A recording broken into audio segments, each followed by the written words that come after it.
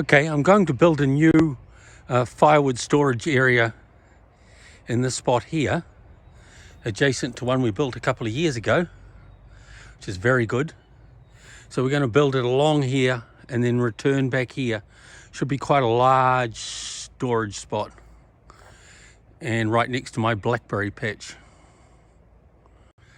This little storage shed for wood is going to turn into a chicken coop, and this whole area over there is going to be developed for ducks and chickens.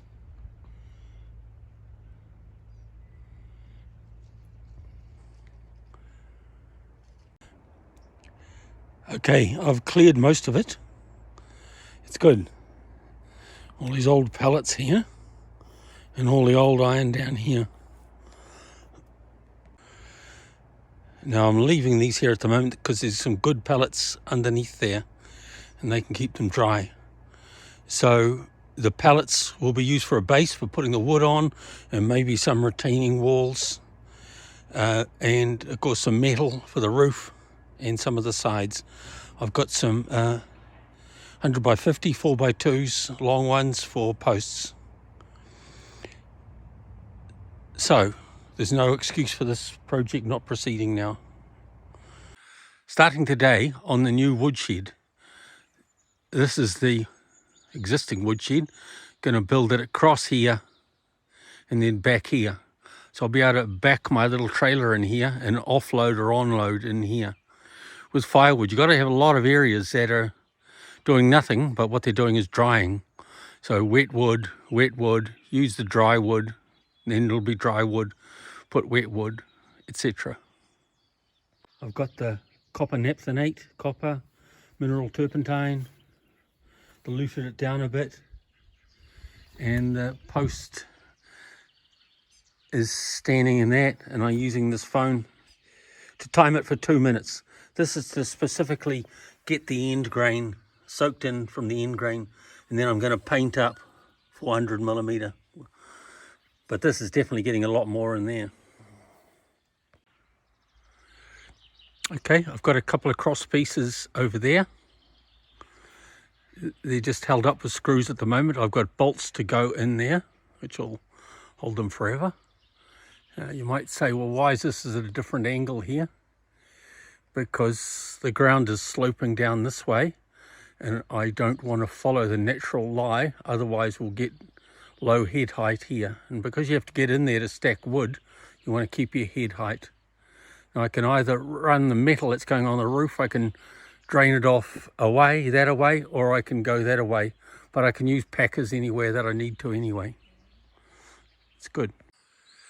Well, I've done it all in one day. It's 5:15 now, so it's time to go in. The temperature's going down. But I've done it. I still need to pack down with a rammer the dirt in these holes.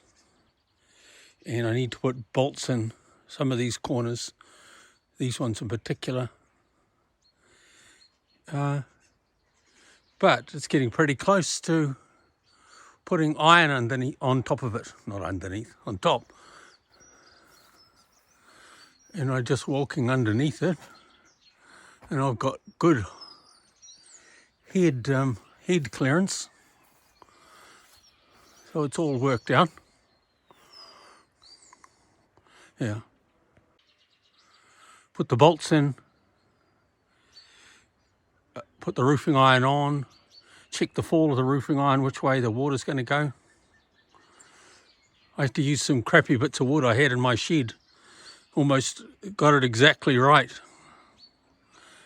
Very little left over. I got one piece of the good wood I'll use for something.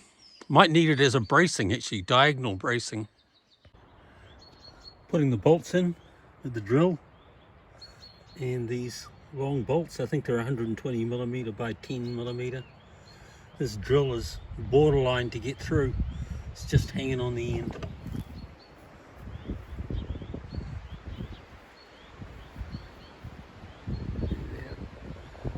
It's already stiffening up. Okay, 2 bits of roofing iron going on. This is really old roofing iron with holes in it. You can see the holes in there. but a bit of silicone will sort those out.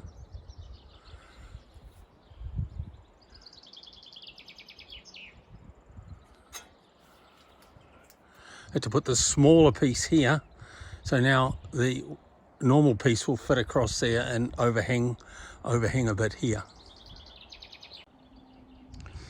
There's 4 sheets on now.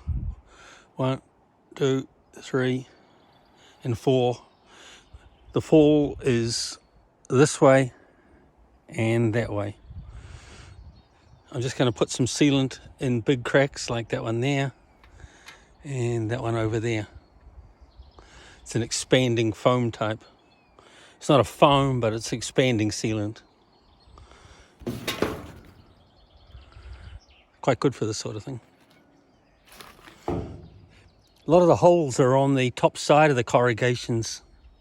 So you find they don't leak actually because of the surface tension of water. But if I see them, I put a bit of gunk in them anyway. Probably about half done.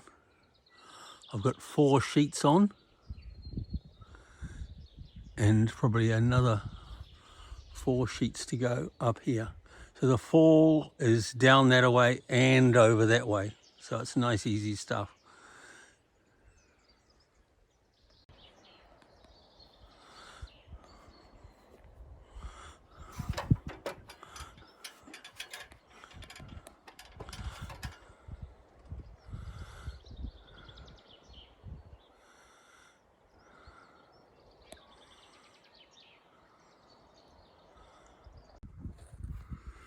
Underneath side, underneath and over there.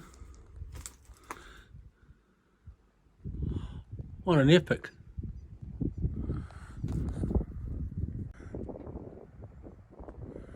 More or less done.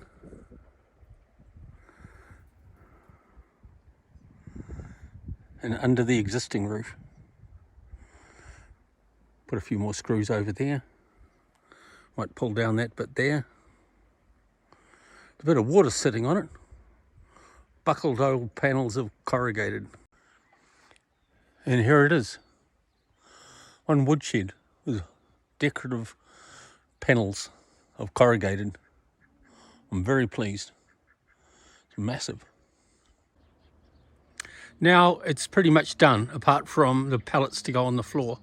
I had to add this bit on here, which is a bit of a mess really, but I needed more deflection of the water away from the side.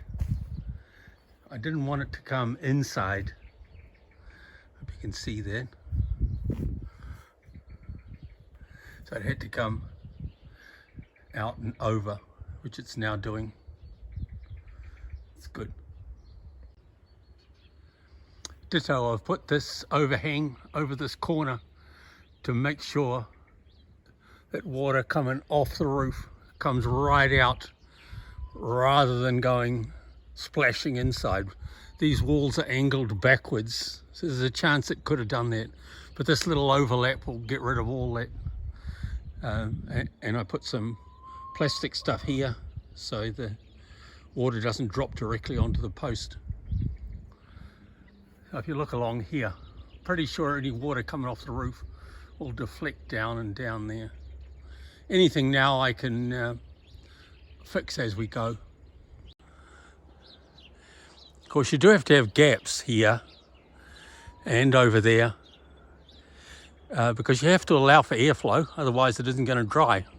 So you don't want it totally airtight, otherwise it won't dry. Now I have to just sort out these pallets and then make them fit on the ground in there. The idea of the pallets is to lift the firewood off the damp ground and allow it to dry.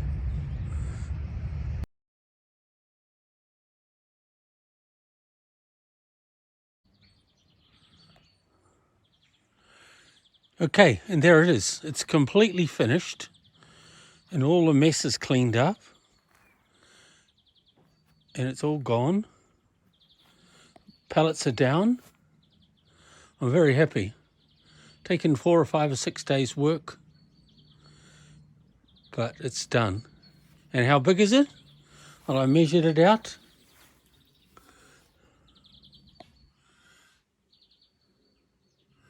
10 cubic meters. That's pretty big. That'll be a lot of wood. And there are the first 2 bits of wood, proudly sitting.